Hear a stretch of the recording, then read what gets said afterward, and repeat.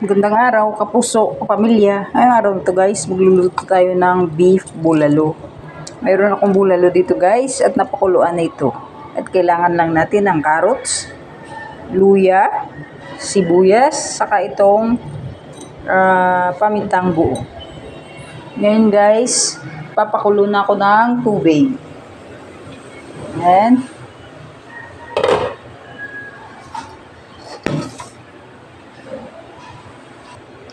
At ilalagay na natin itong ating mga sangkap. Ito yung carrots guys. Ito yung silbi na pampatamis. At ito namang luya, pampatanggal ng anglo. Tapos ilalagay na natin itong ating beef. At palalambutin natin ito ng siguro mga 2 oras. Tatakpan natin guys at antayin muna natin lumambot yung ating beef. Ayan guys, pag kumukulo na yan guys, lalagyan na natin ng asin. Ayan.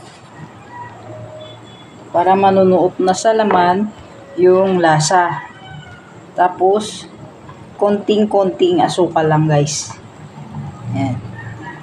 Tapos, hihinaan natin yung apoy para mabilis siyang lumambot. Kasi pag malakas, lalo siyang kukunat at matagal lumambot yung baka. Tatakpan natin ulit at antayin natin lumambot.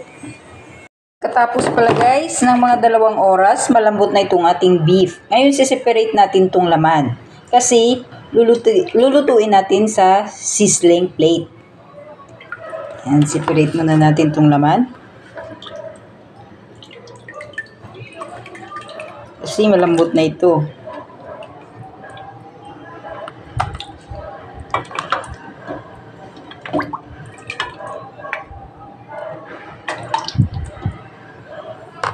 Ngayon, iinitin natin itong sabaw kasi lalagyan natin ng patatas saka repolyo. Ayan. Antayin muna natin kumulo yan guys. Bago natin, habang inaantay pala natin kumulo yan, gagawa tayo ng gravy. Ito yung kailangan natin guys.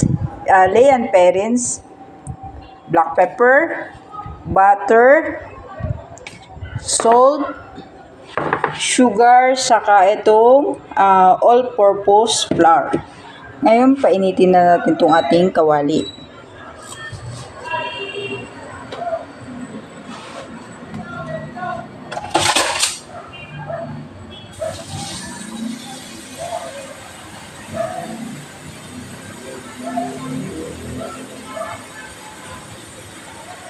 Kapag mainit na guys, lalagay na natin itong ating butter.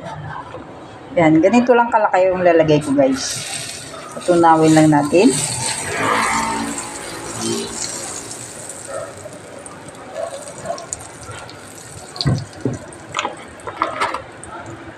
Salted pala yung gamit ko guys, kaya dahan-dahan tayo sa paglagay ng asin kasi maalat na itong ating butter.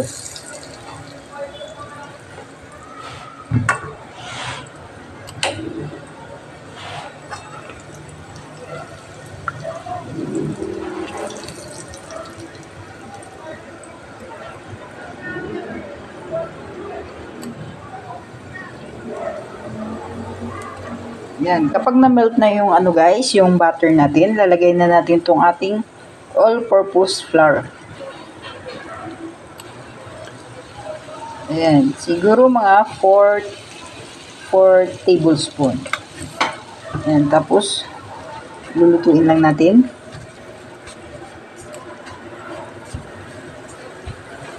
Kailangan maging kulay brown itong ating flour.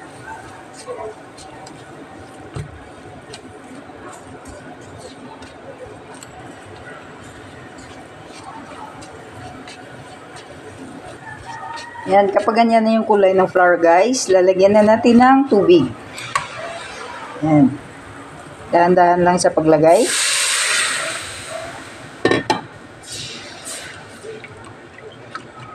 Tapos mix-mix lang natin.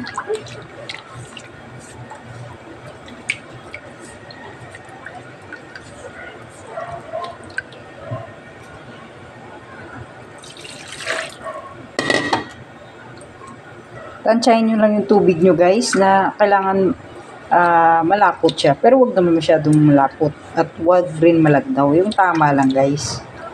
Para masarap yung gravy natin.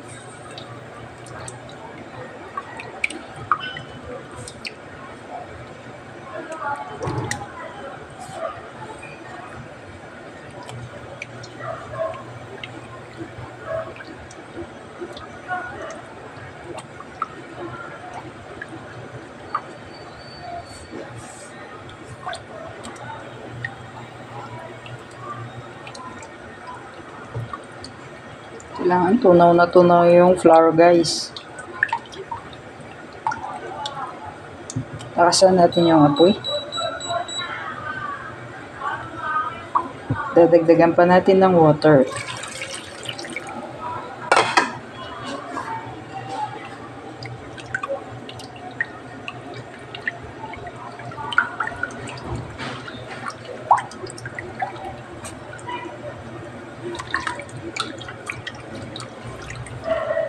Yan, abang naantay natin lumapot guys, lalagyan natin ng Cayenne Perrins.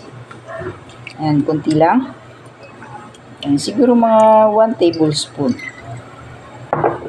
Tapos lalagyan natin ng konting asukal. Konting asukal lang guys. Siguro 1/2 teaspoon. Tapos lalagyan natin ng black pepper. Saka lalagyan natin ng konting asin. Konti lang muna. Siguro mga 1 teaspoon. Ayan, 1 teaspoon. So, haluin pa natin.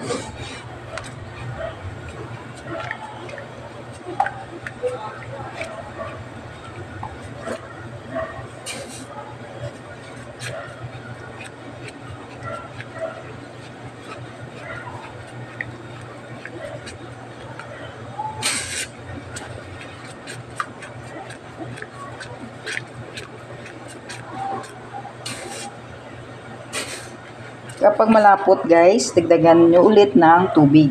Okay lang yan.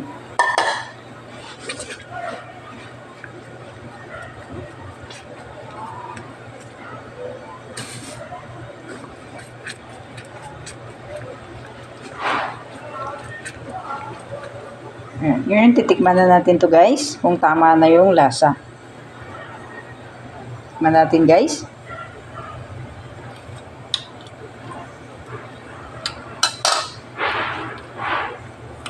Tama na guys. Ayan. Ayan, okay na yan guys. Sit aside muna natin yung ating gravy. Balik naman tayo guys sa ating sabaw. Kumukulo na itong ating sabaw. Lalagay na natin itong ating patatas. Ayan. At antayin natin lumambot yung patatas.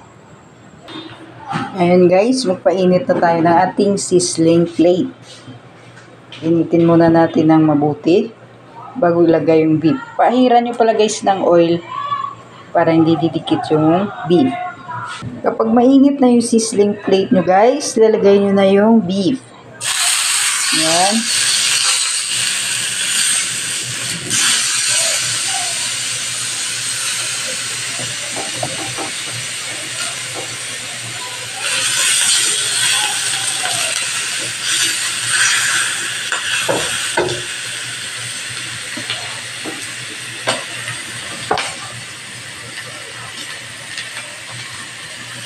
Ayan, tapos ikot-ikutin nyo lang.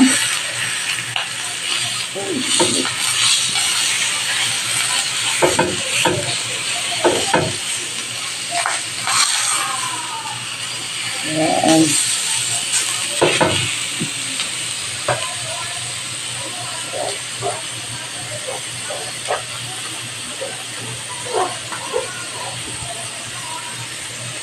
Tapos, ibubuhos nyo lang itong ano guys, yung gravy nyo. Ayan, ganyan.